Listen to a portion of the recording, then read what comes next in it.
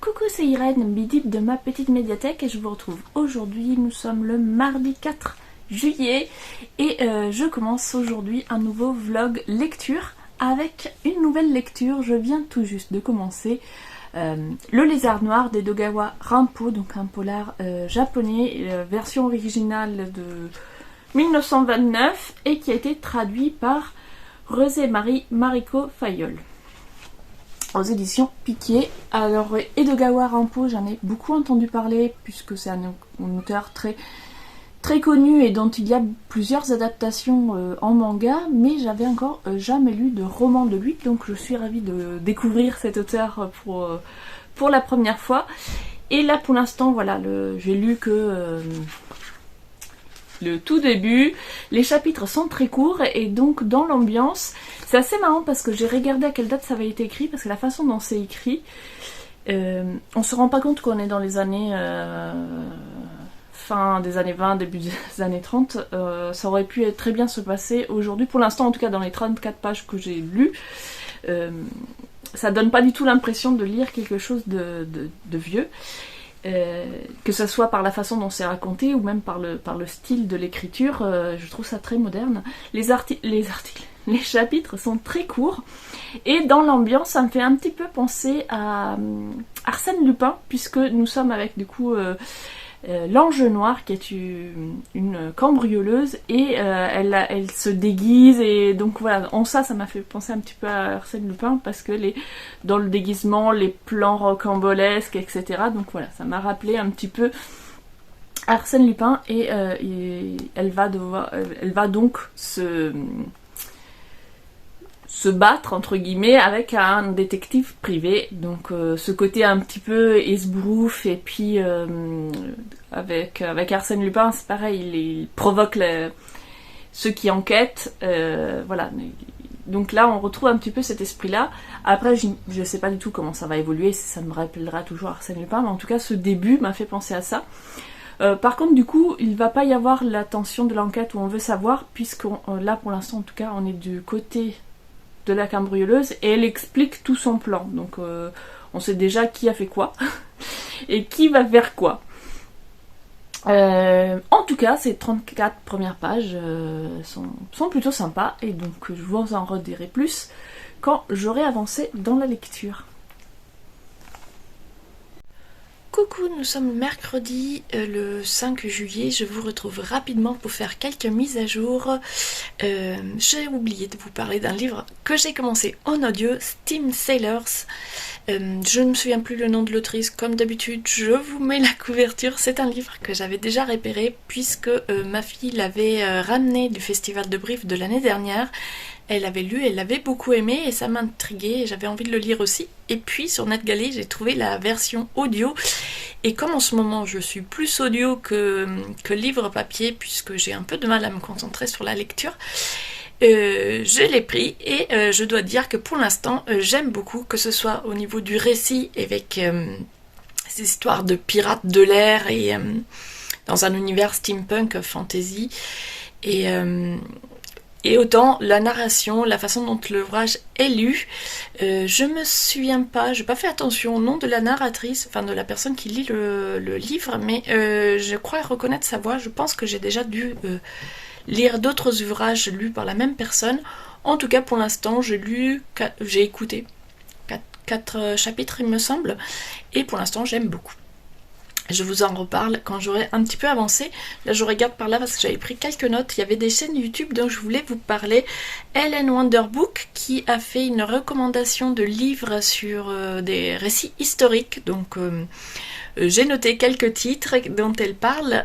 Si ça vous intéresse les récits historiques, vous pouvez aller la voir. J'ai également regardé la dernière lecture de la bibliothèque de Rose. Donc, qui montre aussi dans sa dernière vidéo quelques images de vacances en Norvège et nous parle de ses dernières lectures, des bonnes et des moins bonnes, toujours des avis intéressants. Et enfin j'ai regardé la vidéo de Sunset Avenue qui a préparé sa palle d'été.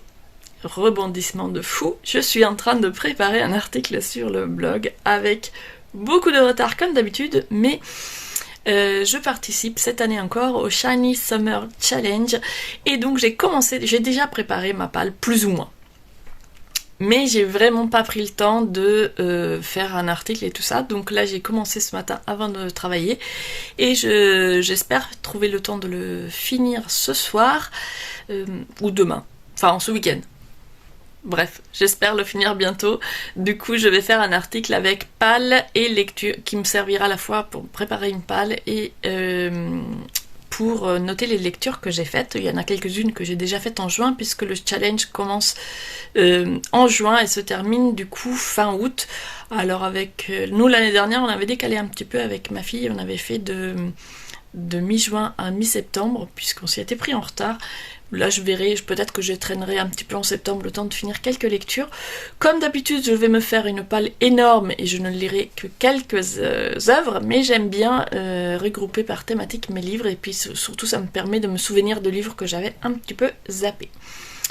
Et un autre challenge dont je voulais vous parler, cette fois je participe en tant qu'organisatrice, co-organisatrice, donc vous le savez peut-être, je organise un challenge Contes et légendes tous les ans depuis un petit moment. Et dans ce challenge, j'organise différents rendez-vous inter-challenge.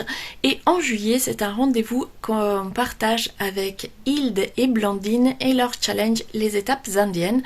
Donc tout le mois de juillet sera dédié aux contes et légendes d'Inde. J'ai regardé un petit peu dans ma paille, hop, j'essaye de virer mes affaires, voilà, j'avais couvert le livre, je suis bien préparée comme d'habitude. Donc moi j'ai sorti de ma palle ce livre, Les contes d'une grand-mère d'Asie à l'intérieur, alors chez Piquier, ils ont toute une collection contes d'une grand-mère, et il y a plusieurs pays, et comme il y en avait plusieurs qui m'intéressaient, j'ai finalement pris le gros pavé où on retrouve plusieurs pays différents, et donc il y a tout un chapitre sur l'Inde. Donc je ne sais pas si je vais lire tous les contes qu'il y a dans ce livre, mais en tout cas je vais en lire quelques-uns pendant le mois de juillet. Dites-moi en commentaire si vous aussi vous avez envie de participer à ce rendez-vous contes d'Inde et si vous avez dans votre bibliothèque des livres qui pourraient convenir. Sur ce, je vous laisse, il est l'heure d'aller prendre ma pause déjeuner.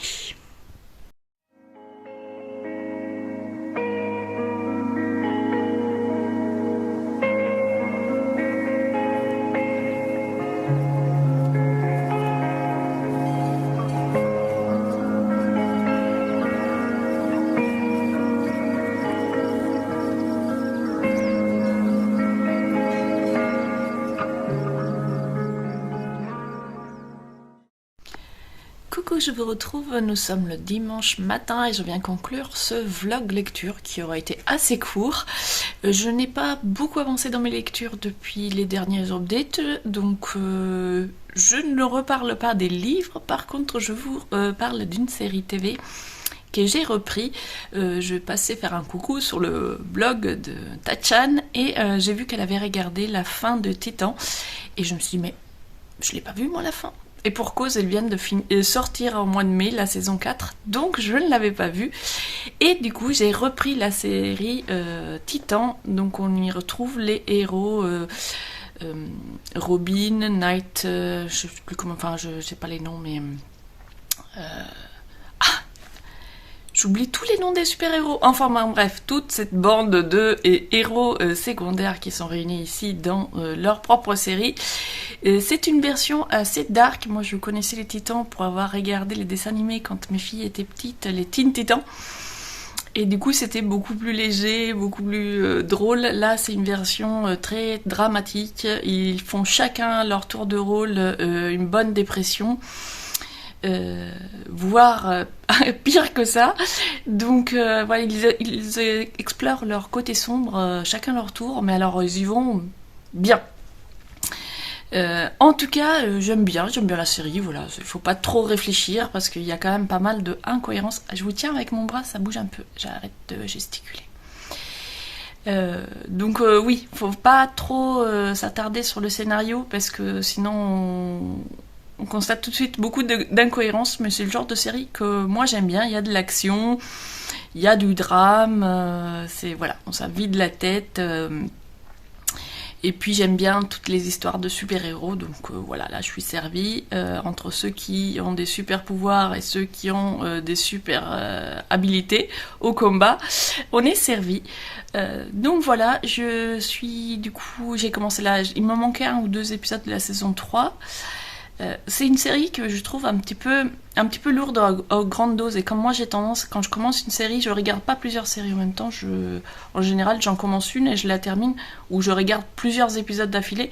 Donc Les Titans, c'est une série que je regarde depuis un moment, mais comme je regarde plusieurs jours d'affilée la même série, au bout d'un moment je trouve ça un peu lourd parce que c'est très dark.